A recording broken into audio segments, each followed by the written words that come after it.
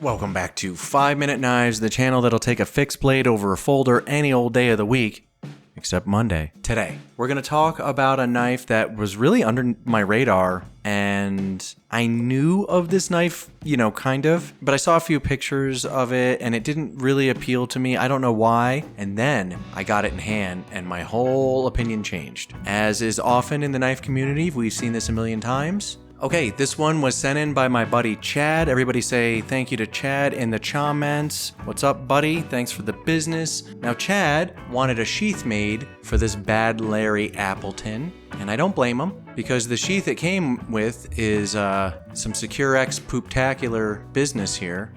We don't like those. So let's take a look at the knife itself. I gotta get this back in the mail form right away. Now, there she be. I can say that I've seen pictures of this knife, and this kind of extreme angle to the handle sort of turned me off. I didn't think it'd be very comfortable, and boy was I wrong. In my medium-large mitts, this thing is incredibly comfortable. I have command of it, I'm good to go. It's a cool knife. CPM 3V steel, beast steel, made in Taiwan. Here's some milling that goes across the handle here. Very cool. And I don't know if it's because of the width of my medium-large mitts, but the ergos on this Grum just fit me like a mitten. Look at that. It's just perfect. Now, I don't really enjoy the coating that Cold Steel puts on these guys, and I really hate the Secure-X sheaths. But on a whole, this thing really surprised me. As soon as I got this in hand, I'm like, oh, Chad, I see why you bought this, bud. And I kind of overlooked this knife because of the handle shape, but it's actually a lot cooler than I thought, and it feels great in hand. Plus, you can get kind of like a couple of different grips on it. It's like pretty interesting. I think this knife is really interesting. Let me know in the comments if you guys own these. I know there's a folder version, but the CPM 3V, good steel, clip point, thickness is 0.2 inches. Just a plain edge, and unlike like Spyderco or something like that, Cold Steel makes something and they just keep on making it. We can always pick it up. You guys can go find this. I think it's like 140 bucks. I think it's a great value, actually. According to Smoky Mountain Knife Works, it's not flammable. Isn't that good? This knife is not flammable.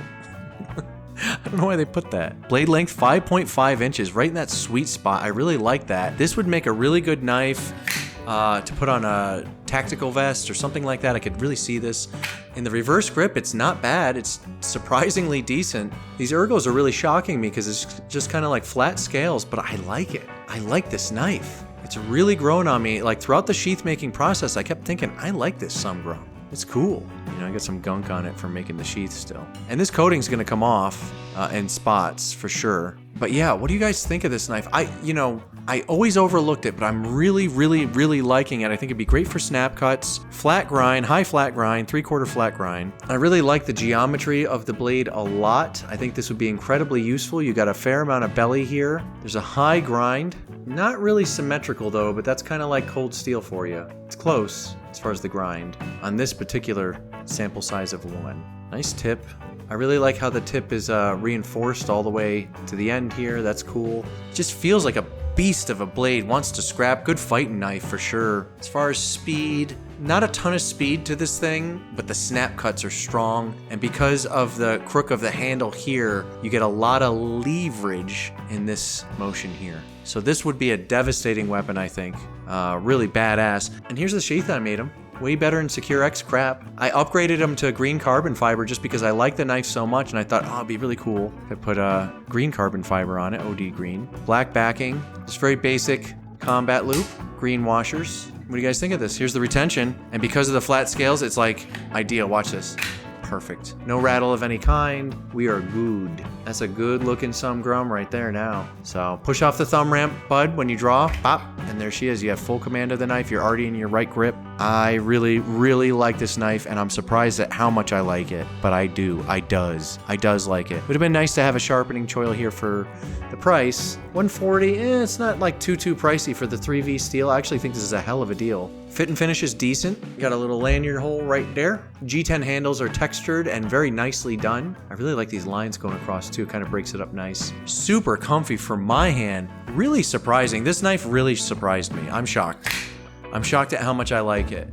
But yeah, Chadwick, thank you so much, buddy, for sending this in because you really opened my eyes to this handle shape. It's really kooky and weird. And I thought this point would be like kind of, uncomfortable or whatever, but it's not. I mean, it's weird. It even goes right there in my hand. It doesn't look like it would be comfortable. But guys, I'm telling you, it really is. And then sometimes you might want to like kind of cant it like so. And now you have a different inflection on the blade itself. So I don't know. This knife really surprised me. Let me know in the comments if you guys own any of these AK-47s, what you think about them, what you think about that kooky handle design, what you think about the Purdy sheath I made for my buddy. And yeah, let's just spark the discussion. One of my favorite aspects of this channel at this time anyway is obviously the comment section because I learn a ton. Every time I make a video, someone teaches me something. So teach me something about this knife and I, of course, as always, appreciate it. Anyway, that's it for me. I will see you guys next time on 5 Minute Knives.